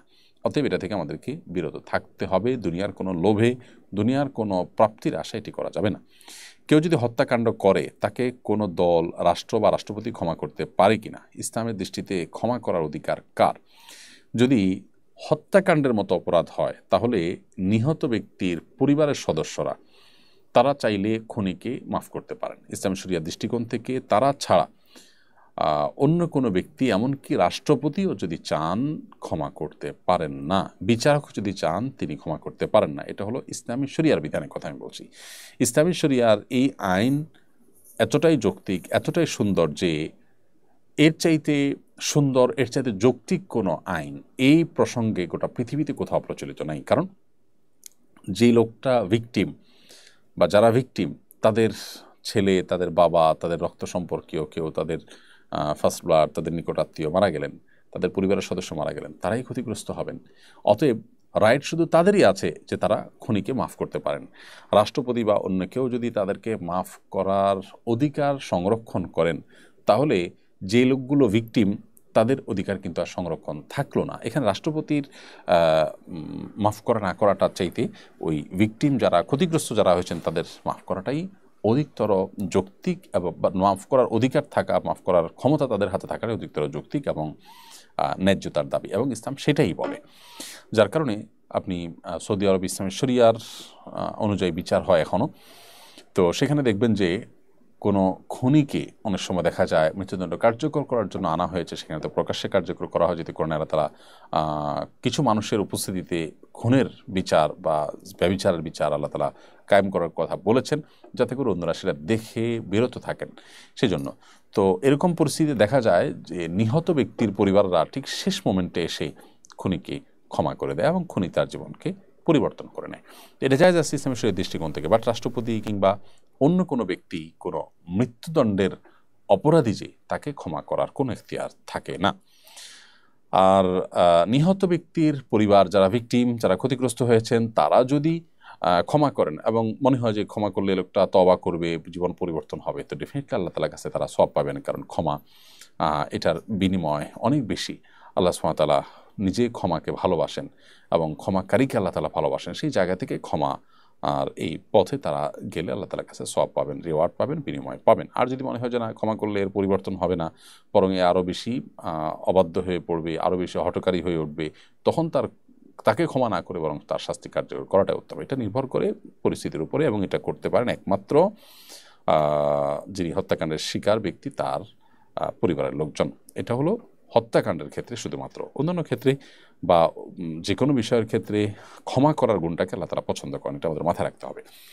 রাবেয়ানুর আপনি লিখেছেন, ভিখারি তার ভিক্ষার চাল বিক্রি করলে তা কেনা যাবে কিনা? অবশ্যই কেনা যাবে। ভিখারি ভিক্ষা হিসাবে যে চাল নিয়েছেন, সেই চালটা তিনি এখন নিজে খাবেন না, বিক্রি করবেন না, কাউকে দিয়ে দিবেন, এটা একান্ত তার ব্যাপার। নবী করিম সাল্লাল্লাহু আলাইহি ওয়াসাল্লাম একটা হাদিস রয়েছে যে একজন নারী, তিনি জাকাত বা সাদাকার গোশত, যেটা নবী সাল্লাল্লাহু আলাইহি ওয়াসাল্লাম খান না, অর্থাৎ সাদকা বলতে ফরজ সদকা, জাকাত, মানত, এগুলোর যে খাদ্য বা খাবার, এগুলো নবী সাল্লাল্লাহু আলাইহি ওয়াসাল্লাম বা তার পরিবারের সদস্যদের জন্য আল্লাহ তাআলা হারাম করেছেন, তারা খান না। সো এরকম একজন নারী, তিনি এরকম গোশত তিনি রান্না করছিলেন, যিনি গরিব মানুষ, এবং ওই গোশতটা ছিল সাদেকার গোশত। নবী সাল্লাল্লাহু আলাইহি ওয়াসাল্লাম বললেন যে তুমি গোশত রান্না করছো, তো আমাকেও মেহমানদারি করো। রসিকতা করেছিলেন পর্দার মধ্যে থেকেই, অথবা পর্দা বিধান নাজিল হওয়ার আগের ঘটনা এটি। তখন তিনি বলেছেন যে আল্লাহ রাসূল, এটা তো সাদেকার গোশত, আপনি এটা খান না। তখন তিনি বলেছেন লাকে সাদাকাতু ওয়া লানা হাদিয়াতুন, তোমার জন্য সাদেকা হলো, এটা আমার জন্য হাদিয়া। সো একজন ভিখারি ভিক্ষা পেয়েছেন চাল, তিনি এখন এটা বিক্রি করতে পারেন, তার সম্পদ হয়ে গেছে, এটা সাধারণ সম্পদ হিসেবে বিক্রি করতে পারেন। এরপর প্রশ্ন হলো, আমি অনার্স পড়েছি, ফিতনা থেকে বাঁচার জন্য বিয়ে করতে চাই, কিন্তু বারবার আমার বিয়ে ভেঙে যাচ্ছে। মেয়ে দেখতে গেলে যদি আবার বিয়ে ভেঙে যায়, এইভাবে মেয়ে দেখতে যেতে মন চায় না, এটা কি আল্লাহর পক্ষ থেকে পরীক্ষা? আমি কি এখনই বিয়ে করব নাকি অনার্স শেষ করে বিয়ে করব? পরামর্শ দিয়ে বাড়িতে করবেন। দেখুন, বিয়ে ভেঙে যায় দেখতে গেলে, এটা আমার মনে হয় আপনার মনের একটা সমস্যা হতে পারে, যে আগে থেকে ভালো করে অ্যাসেসমেন্ট করা ছাড়াই আপনি মেয়ে দেখতে যাচ্ছেন। ভালো করে অ্যাসেসমেন্ট করবেন, ভালো করে উভয়ের অবস্থা এবং পরিস্থিতি এটা বিনিময় করবেন, তারপরে আপনি সেখানে মেয়ে দেখতে যাবেন, সেটা হবে অধিকতর উত্তম এবং শ্রেয়। আর এছাড়া বিয়ে যখনই করবেন না কেন, মনে রাখবেন যে আপনার চরিত্র হেফাজত করবার জন্য বিয়ে করতে হবে। যদি চরিত্র হেফাজত করাটা কঠিন হয়ে যায়, তাহলে আপনার ছাত্র জীবনে বিয়ে করার উদ্যোগ নেওয়া উচিত। এবং এই যে আপনি বলছেন যে দেখতে গেলে ভেঙে যায়, তো ভাঙতে ভাঙতে কোনো এক জায়গায় যেখানে আল্লাহ তাআলা লিখে রেখেছেন সেখানে অবশ্যই হবে। এই বিষয়গুলোকে যদি ইজিলি নেন, তাহলে দেখবেন বিয়ে করা আল্লাহ তাআলা সহজ করে দিয়েছেন। এরপর বাপি মির্জা আপনি লিখেছেন, আবু সাঈদ কি শহীদের মর্যাদা পাবেন? কেউ কেউ এটা নিয়ে প্রশ্ন তুলেছেন যে তিনি নিজে বুক পেতে দিয়েছেন, এটা তো আত্মহত্যার মতো, শহীদের মর্যাদা আদৌ পাবেন কিনা। এর উত্তর হলো যে আসলে এই বুক পেতে দেওয়ার মানে এই নয় যে আমি ইচ্ছাকৃতভাবে মরতে যাচ্ছি বা আত্মহত্যা করতে যাচ্ছি। বিষয়টা হলো যে এটা হলো এক ধরনের চ্যালেঞ্জ ছুড়ে দেওয়া, যে তুমি তো আমাকে হত্যা করতে পারো না, বুক চেতিয়ে দিলাম, তুমি কি আমাকে হত্যা করতে পারো? এ ধরনের প্রশ্ন রেখে মানুষ অনেক সময় বুক টান টান করে দেয়। তো একজন মানুষ তিনি বুক টান টান করে দিয়েছেন, কারণ তিনি জানেন যে এখানে যিনি হত্যা করতে আসছেন তিনি আইনত ইসলাম শরিয়ার দৃষ্টিকোণ কোনো বিচারেই হত্যা করতে পারেন না, যার কারণে তিনি বুক টান টান করে দিয়েছেন। এটা একরকম চ্যালেঞ্জ হিসাবে, অতএব এটা আত্মহত্যা হিসাবে বিবেচিত হবে না। এরপরে তিনি যে খুনের শিকার হলেন, সেই কারণে নিজের ন্যায্য অধিকার চাইতে গিয়ে যে খুনের শিকার হলেন, তার জন্য তিনি আল্লাহর কাছে শাহাদাতের মর্যাদা পাবেন ইনশাআল্লাহ তাআলা। এরপরে মাশফিন আল প্রত্যয় এআইডি থেকে আপনি লিখেছেন, পশ্চিমা বিশ্বে কি গরুর মাংস খাওয়া যাবে? ওইখানে তো আল্লাহর নামে জবাই হয় না। যেই গোশত আল্লাহর নামে জবাই হয় না, যে পশু গোশত আল্লাহর নামে জবাই হয় না, বা অন্য ধর্মাবলম্বী মুশরিকরা সেটা জবাই করে, সেটা খাওয়া আপনার জন্য হালাল হবে না। বর্তমান যুগে যে সমস্ত খ্রিস্টান বা ইহুদিরা আছে, তারা তাদের বেশিরভাগই আসলে নামকাওয়াস্তে ইহুদি খ্রিস্টান, তারা মূলত ইহুদি খ্রিস্টানদের যে ধর্ম সেটার উপরও প্রতিষ্ঠিত নয়। তাদের অনেকেই আছেন আসলে নাস্তিকবাদের উপরে তারা প্রতিষ্ঠিত। এমত অবস্থায় তাদের জবাই করা গোশত খাওয়া, মানে পশুর গোশত খাওয়া জায়েজ হবে না। তো এই জন্য সেখানে যদি হালাল সার্টিফিকেশন থাকে এবং হালাল সার্টিফিকেশনটা অথেন্টিক হয়, তাহলে সেক্ষেত্রে সেটা দেখে আপনি খেতে পারেন, আদারওয়াইজ আপনার জন্য খাওয়া জায়েজ হবে না। আসুন্নাহ ফাউন্ডেশনের সঙ্গে যুক্ত হতে চাই, কিভাবে যুক্ত হতে পারি? আসুন্নাহ ফাউন্ডেশনের সাথে যুক্ত থাকার জন্য কয়েকটা প্রক্রিয়া আছে। আর্থিকভাবে আপনি আমাদের সাথে সংযুক্ত থাকতে পারেন, সেজন্য আজীবন বা দাতা সদস্য হতে পারেন। এককালীন ফাউন্ডেশনের উন্নয়নমূলক যে কোনো কাজে 1 লক্ষ টাকা যদি আপনি দেন, অথবা 50,000 টাকা দেন, তাহলে আজীবন এবং দাতা। শুধুমাত্র এখানে আর্থিক যে সঙ্গতি, সেটা কারোর কম আছে, তা কারোর বেশি আছে, এটার ভিত্তিতে দুইটা নাম দেওয়া হয়েছে, একটা আজীবন সদস্য, একটা দাতার সদস্য। মূলত ফ্যাসিলিটিস বলেন, মর্যাদা বলেন, বা আমাদের এখান থেকে তার সাথে ট্রিট করা বলেন, সব কিছু ক্ষেত্রে সমান। তো 1 লাখ বা 50,000 টাকা এককালীন দিলে তারা আজীবন বা দাতা সদস্য হতে পারেন। দাতা সদস্য, আজীবন সদস্য হলে আমাদের ফাউন্ডেশনের সমস্ত প্রজেক্টগুলো তাদেরকে আমরা জানাই, তাদেরকে আমরা ইনভলভ করি, তাদেরকে আমরা বিশেষভাবে আমাদের যে কোনো গুরুত্বপূর্ণ বিষয় তাদের মতামত নেই, তাদেরকে প্রায়োরিটি দেই।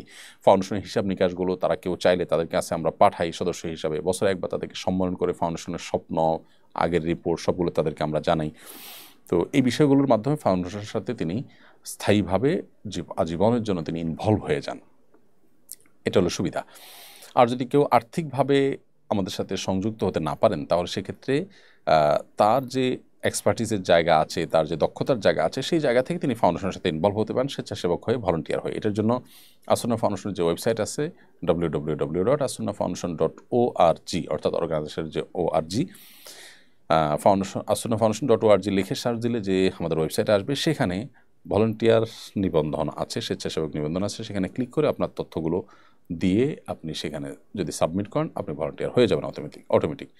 এরকম ভলান্টিয়ার হওয়ার পর আমরা যখন আপনার কাছ থেকে কোনো সার্ভিস নিতে চাইব তখন স্পেশালি আপনাকে আমরা নক করব, এটা আমাদের নিয়ম। এবং এই নিয়মের আলোকে কিন্তু আমরা আমাদের অনেক ভলান্টিয়ারদেরকে ব্যবহার করি। ধরুন একজন ইঞ্জিনিয়ার, আপনার সেখানে তথ্যপত্র আপনি দিলেন, আমাদের যখন ইঞ্জিনিয়ারিং কোনো সার্ভিসের প্রয়োজন হবে আমরা আপনার কাছে শরণাপন্ন হতে পারি।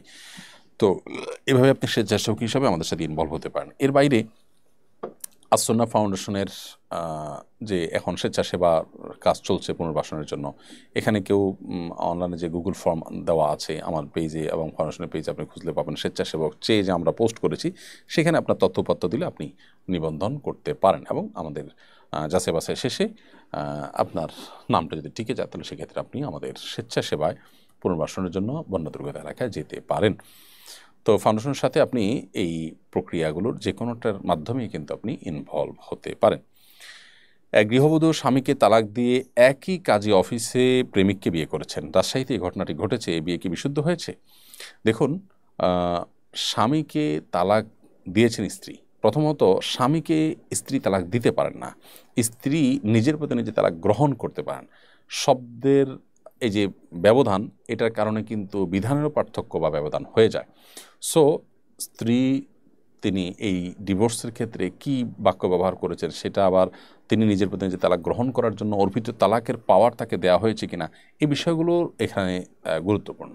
এর পাশাপাশি দ্বিতীয় প্রশ্ন হলো যে তিনি যদি স্বামীকে যথাযথভাবে শরঈ পদ্ধতিতেই স্বামীর সাথে তার ডিভোর্সটা সম্পন্ন করে থাকেন, তাকে অর্পিত তালাকের পাওয়ার দেওয়া ছিল সেটা তিনি গ্রহণ করে তালাক গ্রহণ করেছেন, এরকম যদি হয়ও তাহলে সেক্ষেত্রে সাথে সাথে একই মজলিসে বা 2-4 দিনের মধ্যেই আবার আরেকজন ব্যক্তির সাথে বিয়ে বন্ধনে আবদ্ধ হলে সে তারপরের বিয়েটা অবৈধ হবে, এটা জায়েজ হবে না, বাতিল হবে।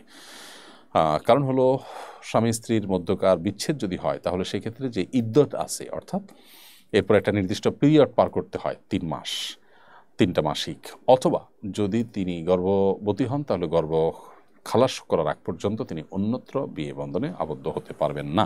যদি হন তাহলে সে বিয়ে বাতিল হিসাবে গণ্য হবে। এরপরে মোশাররফ পারভেজ আপনি লিখেছেন, আমার পিতামাতার মধ্যে ছোট ছোট বিষয় নিয়ে ঝামেলা হয়, এটা প্রায় বড় আকার ধারণ করে। আমার বয়স 25, অবিবাহিত, তাদের অনেক বোঝানোর চেষ্টা করি কিন্তু বোঝে না, আমার করণীয় কি? দেখুন, পিতামাতার মধ্যে যে সমস্ত ঝামেলা হয় সেগুলো আপনি মিটমাট করার চেষ্টা করার চাইতে ভালো হয় আপনার কোনো সিনিয়র ব্যক্তি যাদের কথা তারা শুনবেন তাদেরকে দিয়ে আপনি মিটমাট করার ব্যবস্থা করবেন। আপনি অভিমান করতে পারেন, আপনি তাদেরকে অন্য কোনোভাবে সংশোধনের চেষ্টা করতে পারেন। ছোট মানুষ হিসাবে বা সন্তান হিসাবে আপনি তাদের সাথে ব্যবহার খারাপ করা, যেই হোক না কেন, বাবা হোক আর মা হোক, এমনকি তিনি যদি তার সহধর্মিনীর সাথে ব্যবহার খারাপও করেন, আপনি সেটার বিচারের ভার হাতে নিয়ে আপনি সেখানে অন্যায় বা দুর্ব্যবহার তাদের সাথে করতে পারেন না। খুবই সেন্সিটিভ। অন্য কারোর মাধ্যমে করাবেন আর নিজে আপনি তাদেরকে যতটুকু পারেন বোঝাবেন, আল্লাহর কাছে দোয়া করবেন। আর পরিপূর্ণভাবে যদি তাদের সংশোধন করা কোনোভাবে সম্ভব না হয়, আল্লাহর পরে পরিপূর্ণ ন্যস্ত করবেন, কিন্তু আপনি কোনোভাবে আইন হাতে তুলবেন না। ইরফান লিখেছেন, রাতে নখ কাটলে কি গুনাহ হবে? না, রাতে নখ কাটলে কোনো গুনাহ নেই। নখ দিনে 12তে যে কোনো সময় কাটা যাবে। একসময় মুরব্বীরা বলতো রাখেন রাতে নখ কাটতে হয় না। কেন বলতেন তারা আল্লাহ জানে, হয়তো বিদ্যুৎ ছিল না, বাতির মধ্যে চারাগের বাতিতে হারিকেনের আলোতে কাটতে গেলে নখ কাটা যাবে, ব্লেড দিয়ে কাটতো মানুষ, এসব কারণে হয়তো তারা নিষেধ করতেন। বাকি শরীর দৃষ্টিকোণ থেকে রাতে বা দিনে কোনো সময় নখ কাটার ব্যাপারে কোনো প্রকার নিষেধাজ্ঞা নেই। প্রতি বছরই বন্যা হচ্ছে, বছর বছর ত্রাণ বিতরণ তো স্থায়ী সমাধান না। বন্যা থেকে আমরা স্থায়ীভাবে কীভাবে মুক্তি পেতে পারি? এই বছর যে বন্যা হয়েছে ফেনীতে, আমি গতকালকে সেখানে গিয়েছি এবং সেখানে বাঁধ ভেঙে বা যে বাঁধ কাটার মাধ্যমে আমাদের বাংলাদেশে পর্যাপ্ত বা প্রচুর পরিমাণে পানি যে ঢুকেছে এবং প্লাবনের সৃষ্টি হয়েছে, সেই বাঁধ এর এলাকার কাছাকাছি যারা আছেন সেই সমস্ত এলাকার গণ্যমান্য কিছু ব্যক্তিদের সাথে আমরা বসেছি, জানার চেষ্টা করেছি। তারা বলেছেন যে ভারতীয় বিএসএফ তাদের একটা বাঁধ এর অংশ ওখানে যখন পানি জমেছে তারা সেটা কেটে দিয়েছেন এবং এটা কাটাকাটি নিয়ে দুই পক্ষের মধ্যে বেশ একরকম স্নায়ু যুদ্ধের মতো হয়েছে। তারা রাতের অন্ধকারে সেটা কেটে দিয়েছেন এবং তারা যে তাদের অংশে কেটেছেন সেটা যাতে দেখা না যায় এখন পর্দা দিয়ে রেখেছেন এলাকার মানুষের ভাষ্যমতে, যাতে করে মোটা পর্দা ঝুলিয়ে দিয়েছেন যাতে করে কেউ ভিডিও নিতে না পারে এই পাশ থেকে। তো ওইখান থেকে পানি এসেছে। এই বাঁধটি, এই জায়গাটি তারা তারা যে কেটেছেন এর বিপরীতে কিছু দূর এসে বাঁধ নির্মাণ করা বাংলাদেশের মানুষ দ্বারা সম্ভব। এলাকাবাসী বলেছেন যে এটা উদ্যোগটা নিলে বন্যার প্রকোপ এই কারণে অন্তত যে বন্যা হয়েছে, মহাপ্লাবন হয়েছে, সেটা থেকে আমরা মুক্তি পেতে পারি।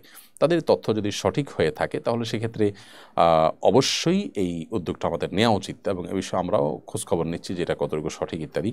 এর বাইরে আমাদের যে সমস্ত খালগুলো আছে সেগুলোকে খনন করা, ড্রেজিং করা, সেগুলোর নাব্যতা ফিরিয়ে আনার চেষ্টা করা, দখলমুক্ত করা, এগুলোর মাধ্যমে বন্যার প্রকোপ আমরা কমিয়ে আনতে পারি ইনশাআল্লাহ তাআলা। সামিউল হক লিখেছেন, 9 বছর বয়সের বাচ্চা তার বাবা মায়ের সাথে কি ঘুমাতে পারে? ইসলামী শরীয়ত কি বলে? ঘুমাতে পারে, তবে যত 10 বছর বয়স থেকে যদি বিছানা পৃথক করতে হয় জন্য আগে থেকে 9 বছর থেকে তাদেরকে আলাদা শোয়ার জন্য নানাভাবে উদ্যোগ নেওয়া উচিত। তবে 10 বছর পর্যন্ত বাবা মার সাথে তারা ঘুমাতে পারে। এমনি নীরব আহমদ আপনি লিখেছেন, বলা হয়ে থাকে 2 হাঁটু উঠিয়ে খাওয়া সুন্নাহ, এটা কতটুকু সত্য? 2 হাঁটু উঠিয়ে খাওয়া সুন্নাহ। নবী করিম সাল্লাল্লাহু আলাইহি ওয়াসাল্লাম সাধারণত খাবারের ক্ষেত্রে তিনি যেটা করতেন যে খুব আয়েশ করে বা হেলান দিয়ে খেতেন না, এতটুকু হাদিসের আলোকে প্রমাণিত। অতএব এটাকে মেনটেন করে বিনয়ের সাথে বসে আপনি বিনয় প্রকাশ্য সেরকম যে কোনো আসনে আপনি খাবার খেতে পারেন।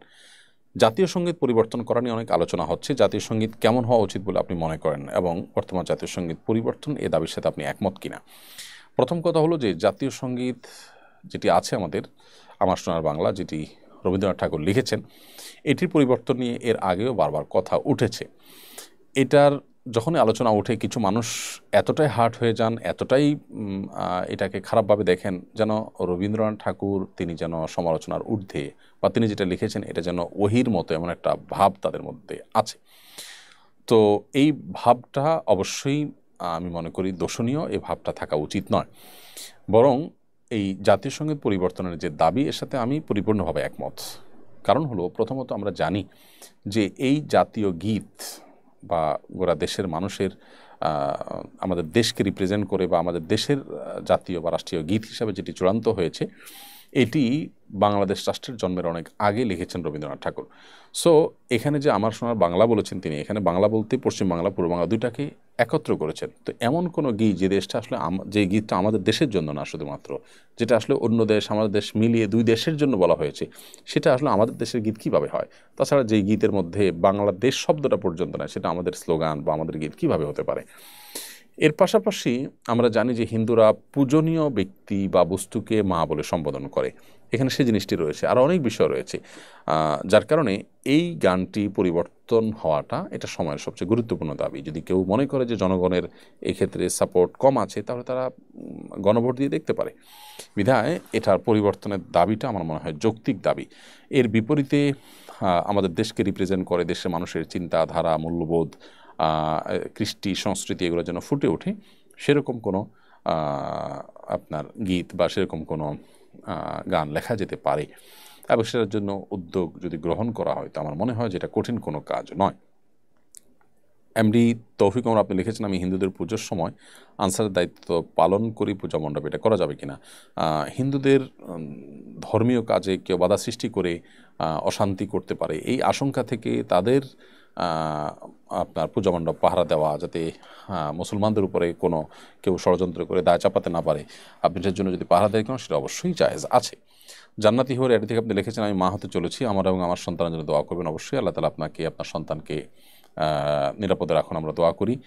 রবিউল আউয়াল মাসে বিশেষ কোনো ফজিলত আছে কিনা একজন মুসলমান হিসাবে এই মাসে কি আমল করতে পারে? রবিউল আউয়াল মাস শুরু হয়েছে, এই মাসের বিশেষ কোনো আলাদা করণীয় নেই বা তাৎপর্য নেই, তবে বিশেষ কোনো করণীয় নেই, তবে নবী করিম সাল্লাল্লাহু আলাইহি সাল্লামের জন্ম এবং ওয়াফাত এই মাসে হয়েছে বলে বেশিরভাগ ইতিহাসবিদদের মত রয়েছে। সেই জায়গা থেকে এটা একটা বিশেষ তাৎপর্য আছে। তবে বিশেষ কোনো করণীয় আলাদা করে এই মাসের জন্য কোরআন অথবা হাদিসের কোথাও কোনো কিছু বর্ণিত হয়নি। নবী করিম সাল্লাল্লাহু আলাইহি সাল্লামের জন্মের তারিখটা ঠিক কবে, এটা নিয়ে ইতিহাসবিদদের নানা রকম মতামত আছে। আমরা এটাকে 12 তারিখ চূড়ান্ত করে যারা ধরে রেখেছি, এটাই যে চূড়ান্ত তা কিন্তু না। অনেক ইতিহাসবিদদের মতে রবিউল আউয়াল 12 তারিখে তার জন্ম হয়েছে, এটা যেমন সত্য, আবার অন্য দিন তার জন্ম তারিখ রবিউল আউয়ালের 9 তারিখ, সেটিও সপক্ষে অনেকগুলো মত আছে এবং শক্তিশালী মত, এবং আরও বিভিন্ন মত আছে। তো এই জন্য এটাকে চূড়ান্ত ধরে এটাকে উদযাপন করার যে কালচার আমাদের সমাজে দেখতে পাচ্ছি, এটা না কোরআন হাদিসের আলোকে প্রমাণিত, না এটা সাহাবীদের মধ্যে বা নবী সাল্লাল্লাহু আলাইহি ওয়াসাল্লামের জীবনীতে কখনো ছিল। যার কারণে ইসলামের নামে এমন কিছু করা যেটা আসলে ইসলামে নাই, নবী সাল্লাল্লাহু আলাইহি ওয়াসাল্লাম করতে বলেন নাই, কোরআন হাদিসে নেই, সেটি আমাদের জন্য বেদাত হিসাবে পরিগণিত হবে, সওয়াবের কারণ হবে না। রাজন আহমেদ লিখেছেন, আমি খাবার ডেলিভারি করি, যদি আমার ডেলিভারি খাবার খেয়ে গুনার কাজ করে তাহলে আমার গুণ হবে কিনা? উত্তর হলো না। খাবার যদি হালাল হয় তাহলে সে ডেলিভারি করা আপনার জন্য হালাল হবে। সেই খাবার খেয়ে কী করলো না করলো সেটা আপনার দেখার বিষয় না, কারণ সেটা আপনার কন্ট্রোলে না। এটা অনেক দূরবর্তী এবং অনেক বেশি পরোক্ষভাবে বিষয়টা আপনার উপরে বর্তায়। তো এরকম দূরবর্তী বা পরোক্ষ দায় শরীয়ত কারোর উপরে বর্তায় না, যেহেতু এখানে আপনার হাত নেই, বিদায় এখানে আপনার গুণ হবে না। আবুল কালাম খান লিখেছেন, কাউকে শুধু সালাম শব্দ দিয়ে সালাম দেওয়া যাবে কিনা? সালামের সুন্নাহ পদ্ধতি হলো আসসালামু আলাইকুম ওয়া রাহমাতুল্লাহি ওয়া বারাকাতুহু। আল্লাহ সুবহানাহু ওয়া তাআলা সেটাই আমাদেরকে বলেছেন। তবে কোরআন কারিমে ওয়া তাহিয়াতুম ফিহা সালাম, জান্নাতীদের পারস্পরিক সম্বোধন এবং অভিবাদন হবে সালাম বলে, এটার আলোকে অনেকে বলেছেন শুধু সালাম বললেও হবে। তবে নবী সাল্লাল্লাহু আলাইহি ওয়াসাল্লামের সুন্নাহ দ্বারায় আমাদের সুন্নাহসম্মত যে তাহিয়া বা অভিবাদন রয়েছে সেটি হলো আসসালামু আলাইকুম ওয়া রাহমাতুল্লাহি ওয়া বারাকাতুহু। বিয়ের সময় স্ত্রীকে ডায়মন্ডের অলংকার দিয়েছিলাম, তার দাম মহারানা থেকে হিসাব করেছি, সম্প্রতি জানলাম যেখান থেকে কিনেছি তাদের ডায়মন্ড অরিজিনাল ছিল না, তা মূলত এক প্রকার কাঁচ। ডায়মন্ডের দাম হিসেবে যে টাকা মহারানা থেকে কর্তন করেছি তা স্ত্রীকে দিতে বাধ্য থাকব কি না, বিষয়টা জানিয়ে চিন্তামুক্ত করবেন। দেখুন, আপনি স্ত্রীর জন্য মহারানা ঠিক করেছেন টাকার ফিগারে, এরপরে সেই টাকার ডায়মন্ড কিনে দিয়েছেন স্ত্রীকে, দেখা গেল যে আপনি যেটা কিনে দিয়েছেন সেটা আসলে অরিজিনাল ছিল না, সেটা আসলে এত দামের ছিল না, তাহলে এখন আপনি স্ত্রীকে ওই টাকাটা পরিশোধ করতে হবে, যে টাকাটা আপনি ওই তথাকথিত ডায়মন্ডের আপনার গহনা হিসাবে দিয়েছেন, সেটা আসলে ডায়মন্ড না। বিধায় ধরুন আপনি 1 লক্ষ টাকার ডায়মন্ড মনে করে দিয়েছেন, তো 1 লক্ষ টাকা আপনাকে এখন পরিশোধ করতে হবে, বিকজ এটা আসলে ডায়মন্ড ছিল না। এখানে আপনি ক্ষতিগ্রস্ত হয়েছেন, আপনি প্রতারিত হয়েছেন, তাই বলে আপনি আরেকজনকে প্রতারিত করতে পারেন না। বিষয়টা এরকম যে আপনি নিজে কিনেছেন একটা জিনিস যেটা অরিজিনাল না, এরপর আপনি আরেকজনের কাছে এটা বিক্রি করলেন, আপনি আরেকজনের কাছে বিক্রি করেছেন যেটা জায়েজ নাই। আবার আপনার সাথে যে প্রতারণা করেছে সে অবশ্যই দায়ী হবে আল্লাহর কাছে, তার কাছ থেকে আমাদের মধ্যে আপনি বুঝে পাবেন বা দুনিয়াতে আপনি তার কাছ থেকে আপনার হক আদায় করে নিতে পারেন, তাই বলে আপনার স্ত্রীকে আপনি সেটা দিয়ে ঠকাতে পারেন না, বিধায় আপনাকে এটা অ্যাডজাস্ট করতে হবে। সুমাইয়া আক্তার আনিকা লিখেছেন, টিকটিকির পায়খানার পানিতে পড়লে পুরো পানি নাপাক হবে কিনা? ছোট প্রাণী যদি অল্প পানিতে পড়ে এবং মারা যায় তাহলে সেক্ষেত্রে পুরো পানি নাপাক হয়ে যাবে যদি সামান্য পানিতে পড়ে, আর যদি অনেক বেশি পানিতে পড়ে তাহলে সেক্ষেত্রে সেটা নাপাক হবে না। এমনি ইসমাইল হোসেন লিখেছেন, নামাজ নিয়মিত পড়তে পারি না, বিষয়ে আপনি যদি পরামর্শ দিতেন খুবই ভালো হতো। নামাজি ব্যক্তিদের সাহচর্যে থাকবেন এবং নামাজের গুরুত্ব বোঝার জন্য বিভিন্ন লেকচার বা আর্টিকেল পড়বেন, কোরআন হাদিসের বিষয়গুলো পড়বেন, ইনশাআল্লাহ আল্লাহ তাআলা সহজ করবেন। ফারবেজ হোসেন রুমিয়ান আপনি লিখেছেন, বর্তমানে কাওয়ালি জলসা হয়ে থাকে, এটা করা জায়েজ আছে কিনা? কাওয়ালি জলসায় যে গান গাওয়া হয় সেটা যদি খালি গলায় গাওয়া হয় এবং গানের কথামালার ভিতরে শরিয়া বিরুদ্ধ কোনো কিছু যদি না থাকে জায়েজ আছে। আর যদি গানের কথামালার মধ্যে খারাপ কিছু থাকে অথবা কথামালার মধ্যে ভালো বা খারাপ যাই থাকুক না থাকুক তার সাথে যদি কোনো বাদ্যযন্ত্র সংযুক্ত হয় তখন সেটা হারাম। এরপরে সারা বিশ্বের উল্লেখযোগ্য স্কলার আলিমদের কারোর ভিন্ন মত নেই, বিধায় কাওয়ালি হলেই সেটা জায়েজ হয়ে যাবে, ব্যাপারটা কিন্তু সেরকম নয়। প্রিয় দর্শক, দেখতে দেখতে আমরা অনুষ্ঠানের একেবারেই শেষ প্রান্তে চলে এসেছি এবং আলহামদুলিল্লাহ অনেকগুলো প্রশ্ন উত্তর আজকে আমরা দেওয়ার চেষ্টা করেছি। নাসাবতু ফামিনাল্লাহ ওয়াইন আখতাতু ফামিনামিনাশ শাইতান, যদি সঠিক কিছু বলে থাকি আল্লাহর তরফ থেকে, ভুল কিছু বলে থাকলে শয়তান এবং আমার তরফ থেকে। আল্লাহ তাআলা আমাদের সকলকে সঠিক কথাগুলো অনুযায়ী আমল করে আমাদের জীবনকে আলোকিত করার, সমৃদ্ধ করার, জান্নাতমুখী করার তৌফিক দান করুন। আজ পর্যন্তই, আল্লাহ যদি বাঁচিয়ে রাখেন দেখা হবে, কথা হবে আগামী সপ্তাহে একই সময়। সে পর্যন্ত আল্লাহ তাআলা আমাদের সবাইকে সুস্থ রাখুন, নিরাপদ রাখুন, ভালো রাখুন। আসসালামু আলাইকুম ওয়া রাহমাতুল্লাহি ওয়া বারাকাতুহু। আস-সুন্নাহ ফাউন্ডেশন, উম্মার